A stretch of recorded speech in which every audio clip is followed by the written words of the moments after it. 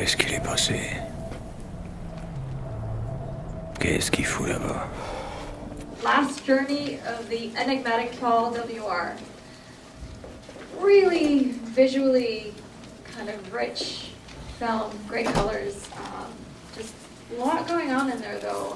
Anybody have any first comments? So one of the first things I noticed about this film, and one of the things that I really enjoyed about it, was how it blended time periods. Like, there was so much visual stylization that was kind of retro, thrown into this futuristic style, and I was like, I can totally jive with that, that's great. And I also really liked the fact that I didn't actually pick up that he could read minds right away, and I was kind of confused, but when I did, I was like, oh, that's really cool. And now I get why the space thing is so traumatic, because on this one level, it's the first time he won't be, like, constantly bombarded with thoughts. Yeah, it was kind of cool. I think a lot of films I see usually that do that retro futuristic vibe will make it quite bleak and quite dark, and it was kind of a cool take on it as well. Anybody have any thoughts on the ending of that film? It was kind of like really open for interpretation, and I feel like the 2 times I've watched it now, I've gotten a different thing out of it every kind of time. I think it kind of poses a question on who you are. I mean, if I'm asking myself this question, would I like to be saved? That kind of poses a whole question on what is your belief on life. Do you want to be saved? Do you think that you're worthy to be saved? So, yeah, that's my interpretation. Yeah, that's kind of had a little bit of a philosophical undertone to it, I guess. Did anybody figure out what he was saving them from? I mean, I get that there was a moon there, but like it was just there. It was a big moon, and it was, what's this little rocket gonna do? I did not understand why he was the only one who could save them. It wasn't clear to me somehow. And yet, before the movie, some of us over here were talking about Westerns and how you get the hero who has to save the town, and he was kind of that guy in a way. But I don't understand why or how he's the only one who can do it.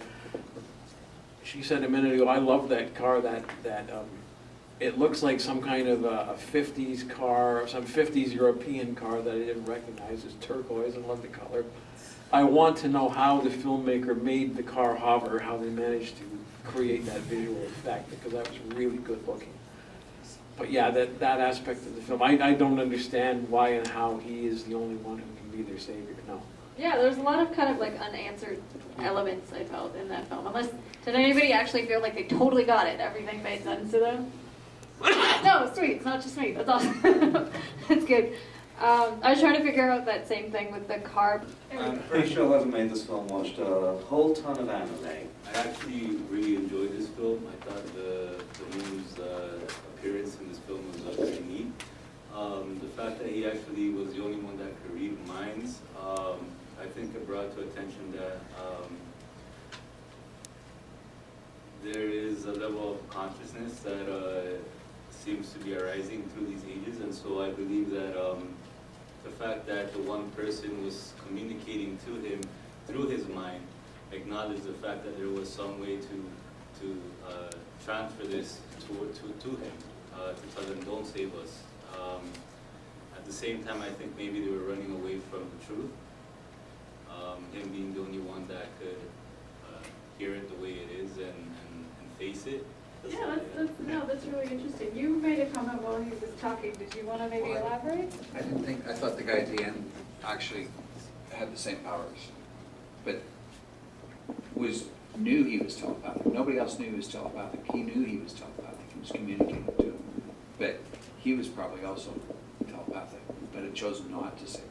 So that's a really interesting comment, and it actually, I assumed that the reason they didn't go into, like, what's the moon and why the world is getting destroyed is because that really wasn't the point of the movie. The point of the movie was about this man and him running away from his powers. And the interesting thing about that particular point is that if he wasn't going to save the world because he was crippled by loneliness of being the only telepathic person, finding another telepathic person who's also lonely saying there's no point in saving the world gives him solidarity to save the world. Like, oh, there's more than one of me. I'm not alone anymore. Now I need to save the world because no one's alone anymore.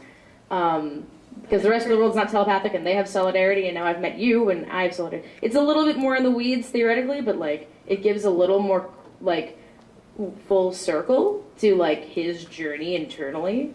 Just a thought. I think it's also kind of interesting in the fact that what she was saying, it doesn't really, I don't think the point was how he can save us, is the fact that it seems so simple. Everyone he comes across, he can read their minds. Is like, why isn't he there? Why isn't he just doing it? Why isn't he just doing it? But what they're actually saying is, why aren't you just killing yourself?